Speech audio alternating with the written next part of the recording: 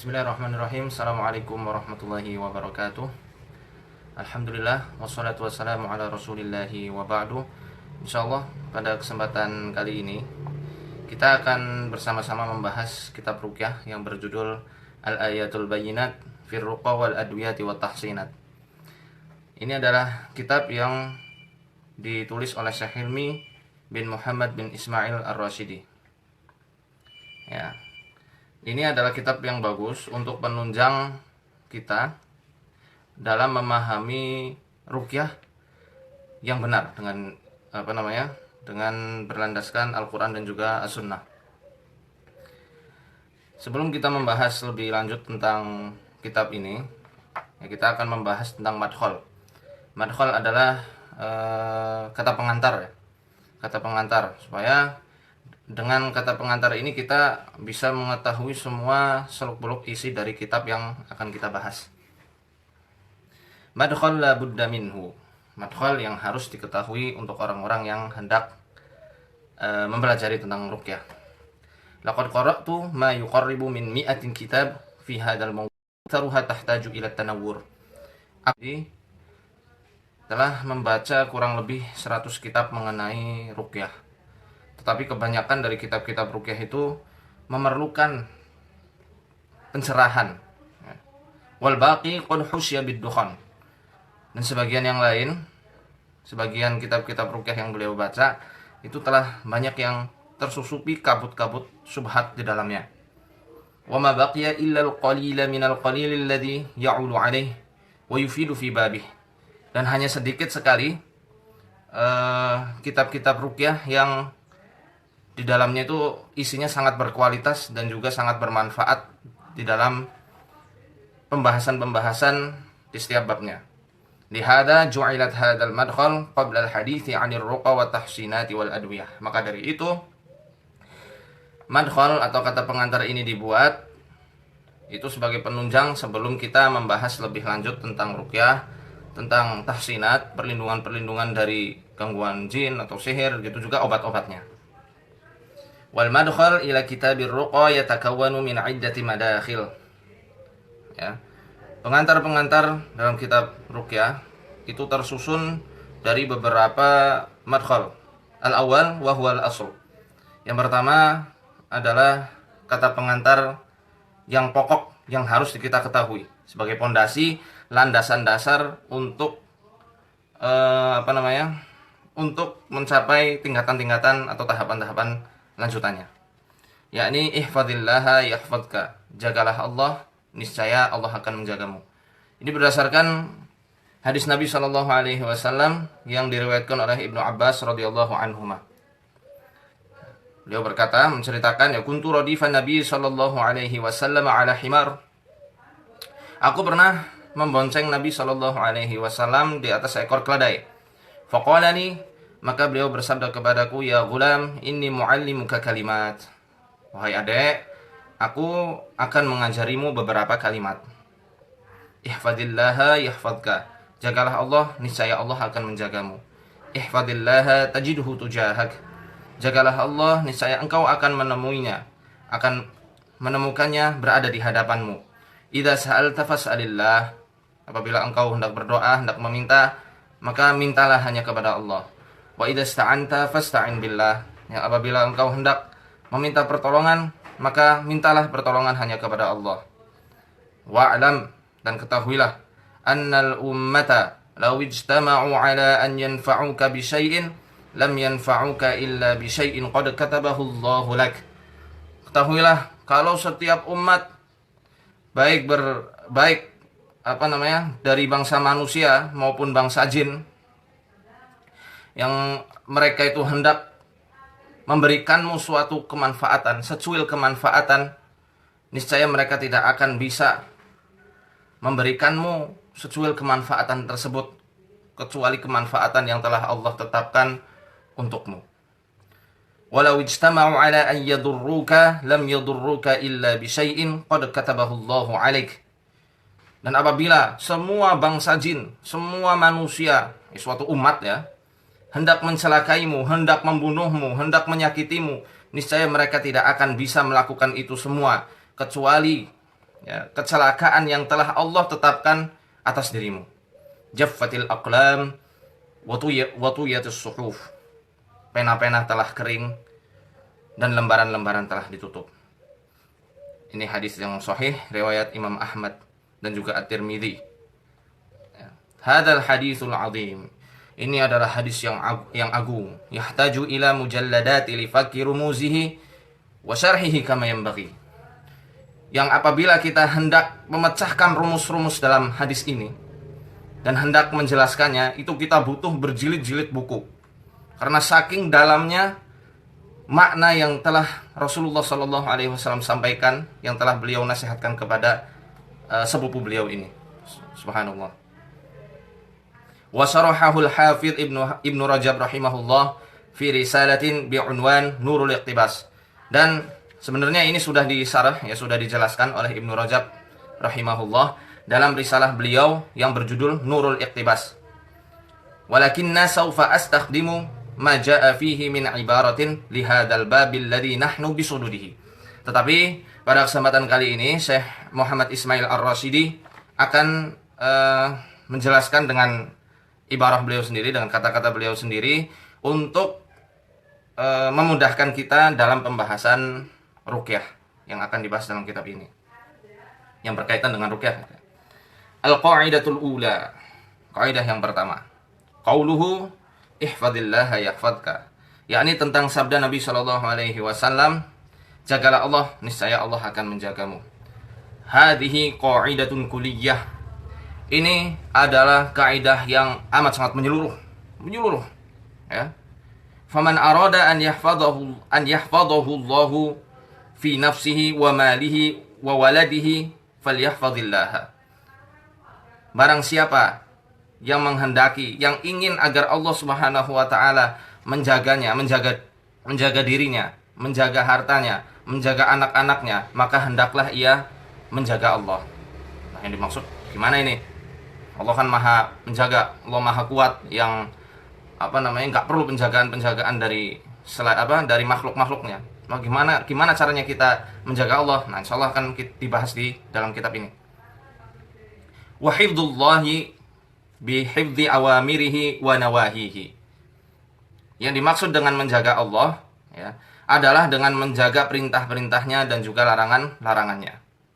Jadi kita bukan menjaga Allah dari segi zatnya, ya siapa kita gitu ya. Yang dimaksud menjaga Allah adalah dengan menjaga perintah-perintahnya. Kita amalkan semua perintah-perintahnya, kita jauhi semua larangan-larangannya. Wa hifdzuhu yakunu fi sirri wal alaniyah. Penjagaan ini, menjaga Allah, maksudnya menjaga perintah-perintah dan juga menjaga diri dari larangan-larangannya, itu harus dilakukan fi sirri wal alaniyah, baik ketika menyendiri maupun banyak orang, secara diam-diam maupun secara terang-terangan. Wa fi dzahir wal batin, dengan ditampakkan dan juga dalam hati kita, dengan menjaga semua hal-hal yang diperintahkan oleh Allah Subhanahu wa taala. Wa an yuhafidhal 'abdu 'ala shalah, dan hendaknya seorang hamba itu menjaganya di dalam sholatnya, menjaga sholat, karena sholat itu sebagai pondasi utamanya. Maka orang-orang yang menghendaki kesembuhan dengan Al-Quran, kalau masih meninggalkan sholat, masih bolong-bolong sholatnya, ya sudah, jangan harapkan kesembuhan yang sempurna dan cepat, ya, karena kebanyakan dari kita itu pengennya instan, pengennya sekali diobati langsung sembuh, tetapi sholatnya masih bolong-bolong, tetapi hijabnya masih ditanggalkan, tetapi masih bergantung dengan tamaim, dengan jimat, masih setiap minggunya nunggu-nunggu majalah tuh, terus dilihat-lihat zodiaknya. Wah, ini sama aja masih belum menjaga perintah-perintahnya Allah, belum menjaga tauhid, atau belum menjaga Allah secara sepenuhnya. Maka gimana mungkin Allah akan menjaga dirinya dari gangguan-gangguan setan maupun sihir. Wa yuhafidhu ala adai maftaradahu Allahu alaih, dan hendaknya seorang hamba juga menjaga apa-apa yang diwajibkan Allah atas dirinya. Nah, ini yang diwajibkan itu juga jangan dipilih-pilih. Sholat wajib, zakat juga wajib, jangan sholatnya aja dilakukan, zakat tidak dikeluarkan.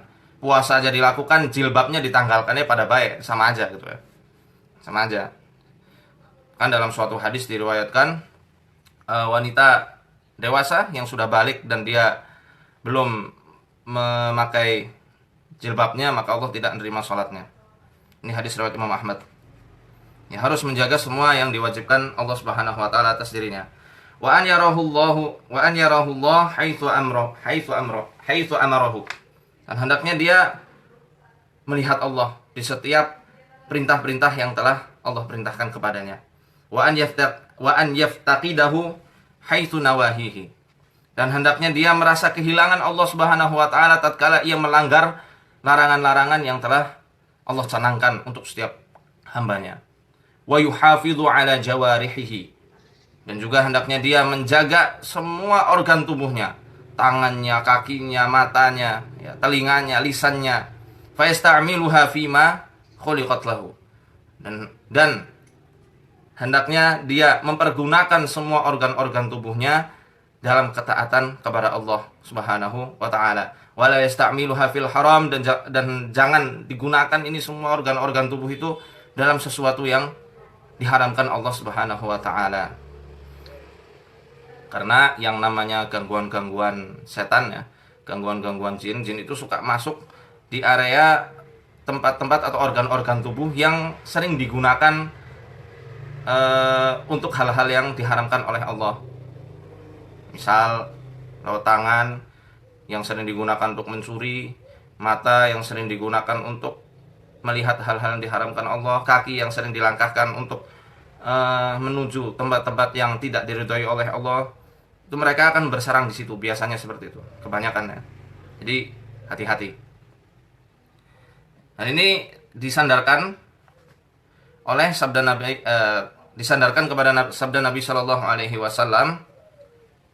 Ya, istahyu minallahi haqqal haya. Hendaklah kalian malu kepada Allah dengan sebenar-benarnya malu.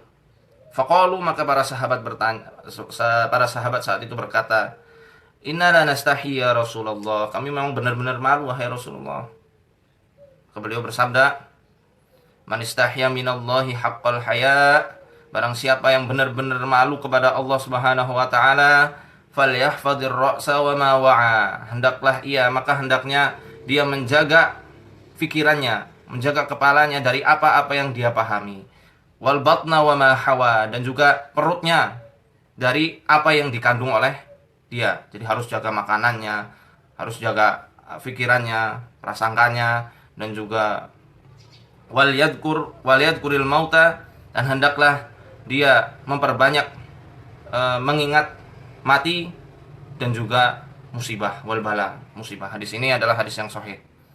Fa'alal abdi an yahfadha aqlahu wa nadrahu wa sam'ahu wa jildahu wa batnahu wa qalbahu wa farjahu wa lisanahu wa yadahu wa rijlahu wa la yasta'mil hadhil jawariha illa fi ta'atillahi azza wa jalla. Maka bagi setiap hamba, dia harus menjaga akalnya, tidak memikirkan hal-hal yang nggak perlu kita pikirkan, nggak perlu kepo ya, apa istilahnya kepo itu, ingin tahu ya terhadap hal-hal orang lain, kita berpikiran buruk terhadap saudara kita. Wa nadrahu, pandangan kita juga harus dijaga. Wa sam'ahu, pendengaran kita juga harus dijaga dari hal-hal yang diharamkan oleh Allah. Wa jildahu, kulitnya harus dijaga, ditutup. Nah, bagi para wanita ditutup kulitnya. Itu barang berharga dari Allah untuk suami kalian, bukan untuk sembarangan orang. Jadi nggak usah dipamer-pamerin. Wa batnahu, gitu juga perutnya harus dijaga dari makanan-makanan yang diharamkan oleh Allah, uang suap, ya, uang-uang yang diambil dari hal-hal yang haram. Ini nauzubillah, jangan sampai kalau perut kita nggak dijaga, makanan yang masuk ke perut kita nggak dijaga, ya maka jangan harap doanya akan dikabulkan oleh Allah Subhanahu wa taala. Adapun kalau dikabulkan, itu bukan karena tanda kecintaan Allah Subhanahu wa taala, melainkan tanda istidraj. Ya, diulur-ulur dulu baru dijatuhkan. Auzubillah min dzalik. Wa qalbahu, jaga juga itu jantungnya, hatinya. Wa farjahu, kemaluannya dijaga, lisannya dijaga, tangannya, kaki, dan semua tubuh. Wala yasta'mil hadhil jawariha illa fi ta'atillah, dan jangan gunakan semuanya ini organ tubuh kita ini kecuali hanya digunakan pada ketaatan kepada Allah Subhanahu wa taala. Ya mungkin eh, wujud protes organ tubuh kita ketika di dunia tidak semenakjubkan, tidak apa namanya? Tidak seheboh ketika di akhirat besok. Di akhirat lebih menegangkan. Ini semua yang telah kita gunakan dalam hal-hal yang haram, tangan akan bicara, mata akan bicara, telinga akan bicara, semua akan bicara. Tapi ketika masih di dunia ya wujud protes mereka, mereka akan bekot ya, bahasa Banyumasnya itu bekot. Bekot itu apa bahasa Indonesianya? Ngambek gitu ya. Sehingga tidak berfungsi sebagaimana mestinya. Kalau kita lihat dalam surat Fussilat di juz 24 ayat 20 sampai 25, bisa dicek sendiri nanti. Di situ Allah menggambarkan wa yauma yuhsyaru a'da'ullahi ilan nari fahum yuza'un. Dan ingatlah di hari ketika Allah Subhanahu wa taala mengumpulkan semua musuh-musuhnya ya dalam keadaan yang digiring semuanya musuh-musuhnya itu. Hatta idza ma ja'uha syahida 'alaihim sam'uhum wa absaruhum wa juluduhum bima kanu ya'malun. Yang apabila ketika mereka telah sampai di pintu neraka, akan bersaksilah penglihatan mereka, pendengaran mereka, dan kulit-kulit mereka semuanya akan bersaksi. Ya Allah, aku dulu dipakai untuk mencuri, dipakai untuk mempeleng orang, dipakai untuk kaki ini aku dipakai untuk berjalan ke tempat-tempat maksiat, mata dipakai untuk melihat hal-hal yang tidak seronok, telinga dipakai untuk mendengarkan hal-hal yang engkau haramkan, dan lain sebagainya. Maka itu semua akan semua akan berbicara di hadapan Allah Subhanahu wa taala kelak di hari kiamat. Sampai Allah Subhanahu wa taala menggambarkan betapa takjubnya, betapa herannya semua orang-orang yang mujrim. Di situ Allah nggak menggambarkan orang yang kafir, enggak. Orang yang berdosa saat itu semuanya kaget. Wa qalu li juludihim, maka saat itu orang-orang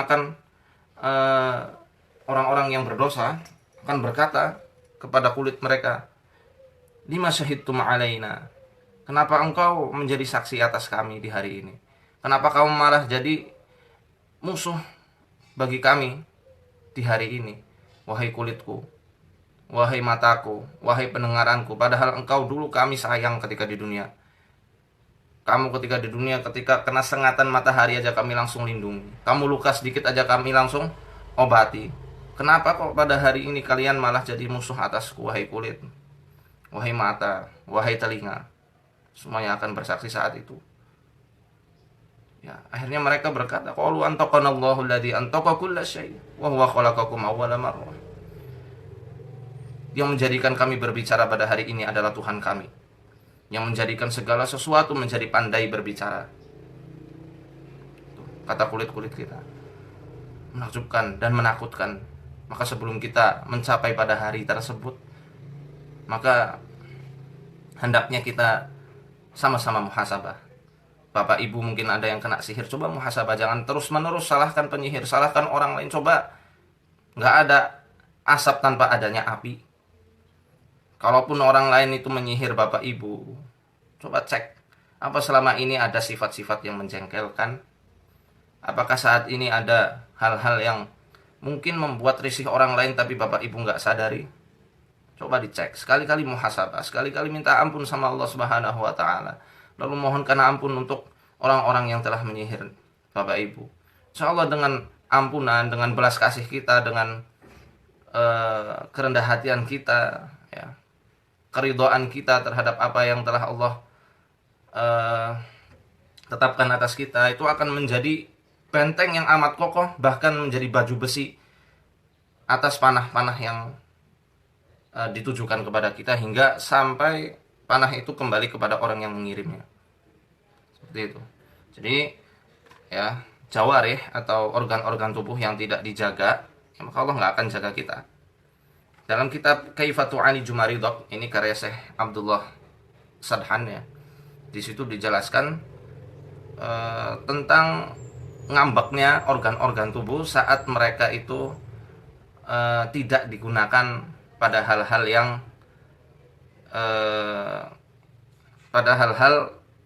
yang dicintai oleh Allah Subhanahu wa taala. Salah satu contoh ya, ini adalah al-ghadab. Orang yang suka marah-marah. Di situ dijelaskan akan menimbulkan qarhatul ma'adiyah. Ya, ini penyakit radang lambung, wal qulun al-usbi, itu juga penyakit radang usus. Mau ngambil apa? Hah? Penyakit radang usus. Itu semua disebabkan karena marah-marah yang suka meledak-ledak. Gitu juga as-sukar inda ba'din nas. Ya.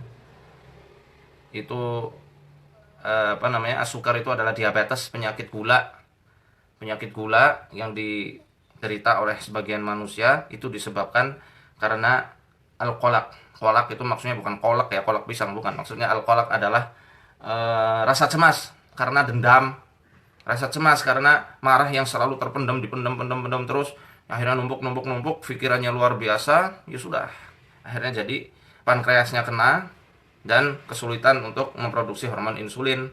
Akhirnya terjadilah penyakit yang disebut diabetes. Dan banyak lagi hal-hal yang membuat organ-organ tubuh itu jadi ngambek. Padahal itu hal-hal yang nggak dijaga oleh manusianya, bukan jawarih yang memang nyata seperti tangan, seperti mata, seperti yang lain-lainnya. Itu semua di kolbu, di jantung, seperti rasa sedih, rasa marah. Kalau ini tidak di manage dengan benar, itu nanti akan menyebabkan organ-organ tubuh itu menjadi rusak, seperti itu. Sedih contohnya. Nah, makanya ini sedih semacam orang yang gampang galau ya, baper gitu ya, bawa perasaan. Itu ketika dia tidak manage perasaan tersebut, maka kalau sudah terlalu parah, energi limpa itu akan menurun. Energi limpanya akan menurun. Kalau sudah sangat akut, itu akan membuat wajah hitam dan sangat berpengaruh pada pola makan dan pola tidur. Nah, dari itu, ya ini untuk sekedar pengetahuan awal saja. Orang-orang yang biasanya kena sihir, kalau yang dibuat sedih itu kadang-kadang sihirnya menggunakan elemen-elemen yang dingin. Contoh seperti tanah dan juga angin. Jadi efek sihir yang menggunakan media tanah atau roh-roh bumi, menurut mereka ya, menurut pemahaman mereka, itu akan menimbulkan efek-efek sedih di dalam hati dan juga takut yang tidak ada alasan. Maka setan sebelum menggerogoti dan menunggangi organ tubuh korban sihir ya, itu akan dirusak dulu dari segi psikisnya. Terutama ini penyakit sihir. Kalau ain beda. Kalau ain ketika kena itu langsung ambruk. Tapi kalau sihir ada tahapan-tahapannya. Dan biasanya tahapan-tahapan tersebut adalah psikis dulu yang dirusak. Kalau orang-orang yang disihir untuk tafrik ya, untuk pisah antara suami dan istrinya, atau agar dibuat cekcok terus-menerus antara satu keluarga dengan keluarga yang lainnya, itu biasanya menggunakan media air. Media air itu, entah itu baik itu diminumkan atau disiramkan di dekat kamarnya atau di rumahnya. Itu akan dibuat panas. Kalau sudah marah-marah terus-menerus marah, nanti yang akan kena pencernaannya, jantungnya kena, matanya kena, kepalanya kena, dan itu akan panas luar biasa. Kalau tidak di area perut, ya di area punggung menjalar terus sampai ke atas. Itu seperti itu. Jadi nggak langsung sihir itu dikirimkan langsung kena. Jarang yang seperti itu. Ada tahapan-tahapannya dulu. Tapi ingat pada kaidah yang tadi ya, kaidah pertamanya, kalau semua umat itu bersatu padu untuk mencelakakan kita, tidak akan mereka bisa mencelakakan, kecuali kecelakaan yang memang telah Allah tetapkan atas diri kita dulu di zaman dulu. Jadi ingat, tauhid kita ya harus dibenahi terlebih dahulu. Nah, adapun yang sedih-sedih ya, ini kita agak keluar jalur sedikit, tapi insya Allah masih satu pembahasan. Untuk kasus sihir yang membuat sedih dan takut, itu rata-rata dengan menggunakan media tanah kebanyakan ya, dan juga media-media bangkai.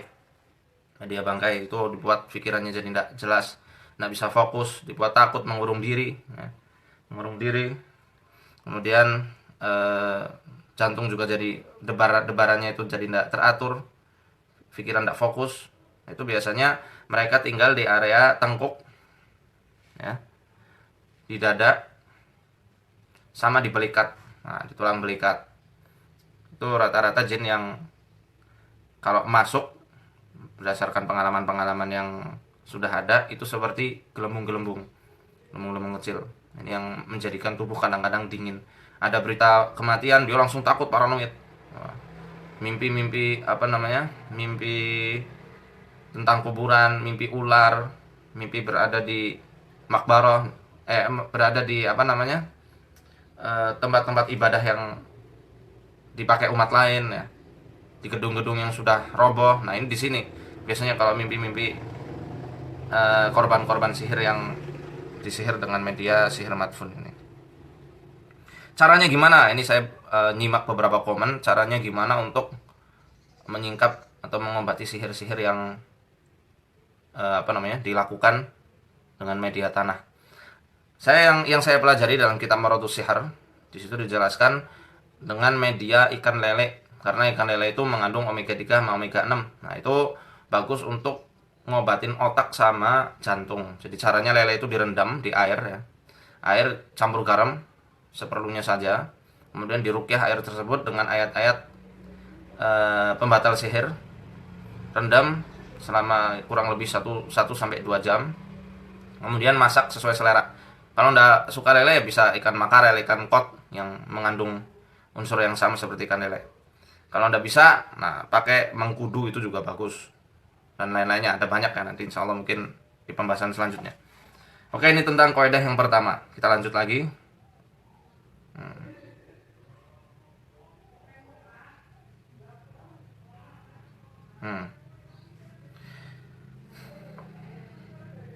Wal jaza min jinsil amal kama fi hadhil qaidah ihfadillah yahfadka.